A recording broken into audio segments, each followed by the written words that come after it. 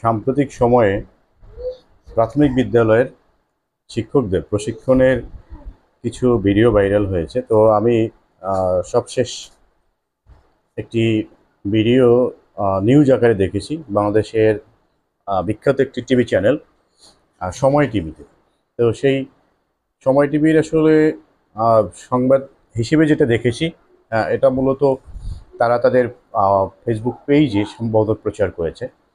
তারা তাদের যে লাইভ নিউজ সেখানে প্রচার করেছে কিনা জানি না।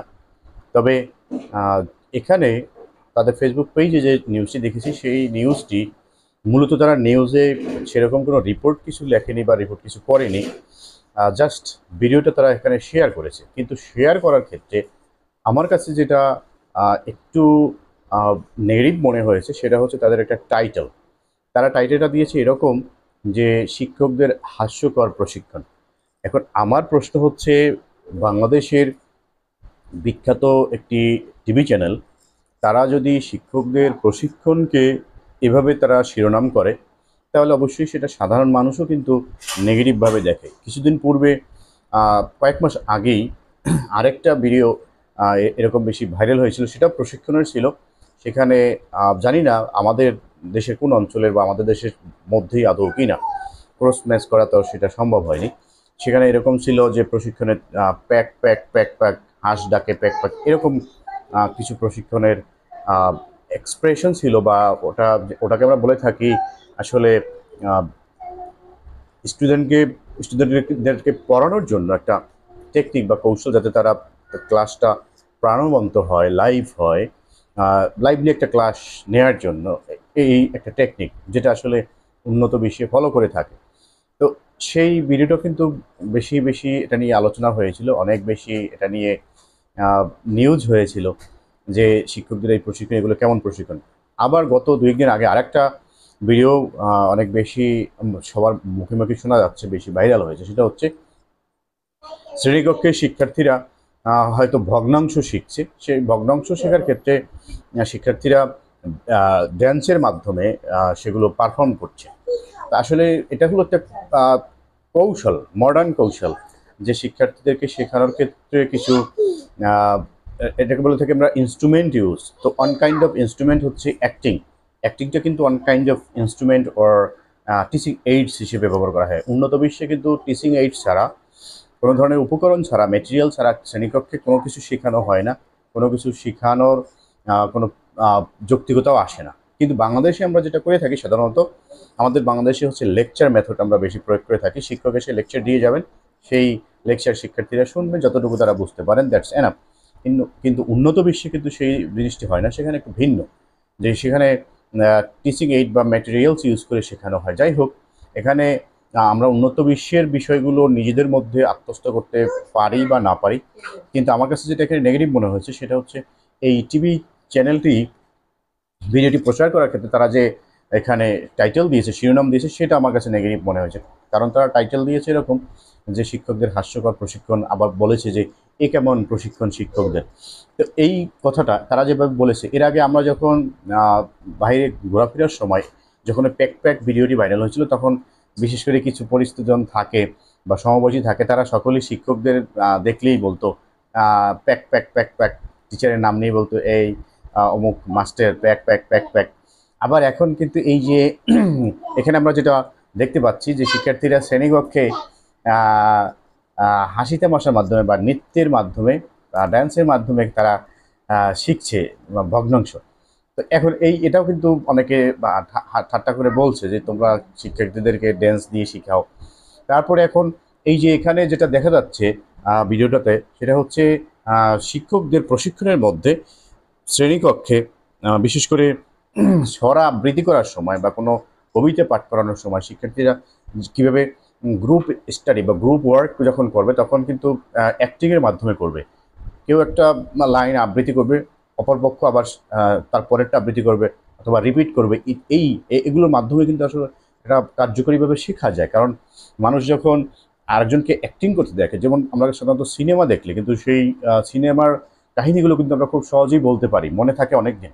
এটা কারণটা হচ্ছে আমরা কোনো কিছু চোখের সামনে দেখলে, অনেক বা কোনো কিছু চোখের সামনে সম্পাদিত হতে দেখলে বা চোখের সামনে যদি পারফর্ম হয় তাহলে সেটা আমাদের বেশি দিন মনে থাকে।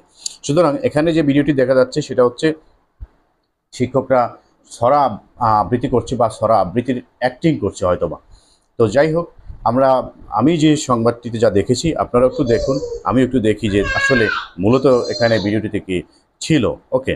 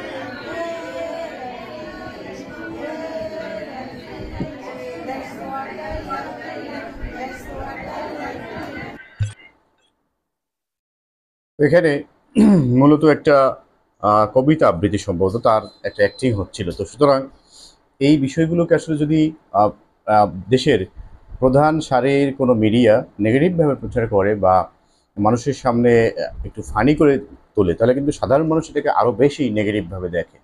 সুতরাং আমার কাছে মনে হয়েছে যে নিউজটি আসলে এখানে নিউজ নয়, ভিডিওটা শেয়ার করেছে তারা। বাট শেয়ার করার ক্ষেত্রে অবশ্যই এটাকে একটু পজিটিভলি এখানে শেয়ার করা উচিত ছিল, যাতে মানুষ এটাকে পজিটিভভাবে দেখে যে না, বিষয়গুলো আসলে এমন নয়। বিষয়টা হচ্ছে শিক্ষারই একটা অংশ। এটা হচ্ছে বর্তমানে আমরা প্রতিনিয়ত কিন্তু সব কিছু আপডেট হচ্ছে। সুতরাং পিছনে যেগুলো গিয়েছে এখনও যে সেভাবেই থাকবে সেরকম নয়। আমরা আস্তে আস্তে কিন্তু সকল দিক থেকেই আধুনিক হচ্ছি। এখানে শিক্ষার শিখানো কার্যক্রমের ক্ষেত্রেও কিন্তু আধুনিকতা আসতে পারে বা আসবেই, এটা স্বাভাবিক। সুতরাং এটাও একটা শিখানোর পদ্ধতির একটা অংশ হয়তো হতে পারে। প্রশিক্ষণটা হয়তো প্রাথমিক বিদ্যালয়ের শিক্ষকদের ক্ষেত্রে হয়েছে, আমাদের ক্ষেত্রে হয়নি, আমরা জানি না। তবে অবশ্যই মিডিয়াগুলোর এগুলো আসলে পজিটিভলি প্রচার করা উচিত। বাংলাদেশ সরকারকেও অবশ্যই শিক্ষা মন্ত্রণালয় এগুলো অনুরোধ করবে এগুলো দেখার জন্য, যাতে বাংলাদেশের মেইন স্ট্রিম মিডিয়াগুলো যেন এগুলো সব পজিটিভলি প্রচার করে। সাধারণ মানুষ কিন্তু নেগেটিভভাবে নিচ্ছে সব কিছু। সুতরাং মিডিয়াগুলোকে বেশি বেশি পরিমাণে এগুলোকে পজিটিভলি তুলে ধরতে হবে, যাতে মানুষ ভালোভাবে দেখে।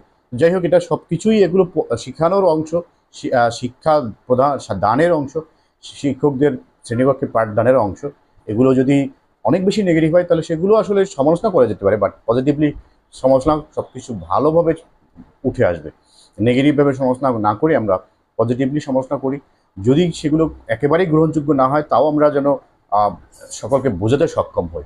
তো আশা করছি সবাই এগুলো নিয়ে আলোচনা করবেন, পজিটিভলি আলোচনা করবেন, যাতে সকলে ভালোভাবে এগুলো আমরা গার্ডিয়ানকে বোঝাতে পারি, সকলে যেন ভালোভাবে বুঝতে পারে। একেবারেই নেগেটিভ হলে তাও যেন আমরা সরকারকে বোঝাতে সক্ষম হই যে না, আসলে এগুলো আমাদের দেশে চালানো সম্ভব নয়। এগুলো আমাদের দেশে আমাদের কালচারের সাথে যায় না, আমাদের রিলিজিয়নের সাথে যায় না। আর যদি সেটা না হয় তাহলে অবশ্যই এগুলো পজিটিভভাবে নিয়ে পজিটিভলি সকলকে বোঝানো উচিত। সকলে বেশি বেশি শেয়ার করবেন। তো সেই আশার কাজকে এখানে শেষ করছি। আল্লাহ হাফেজ। Thank you everybody.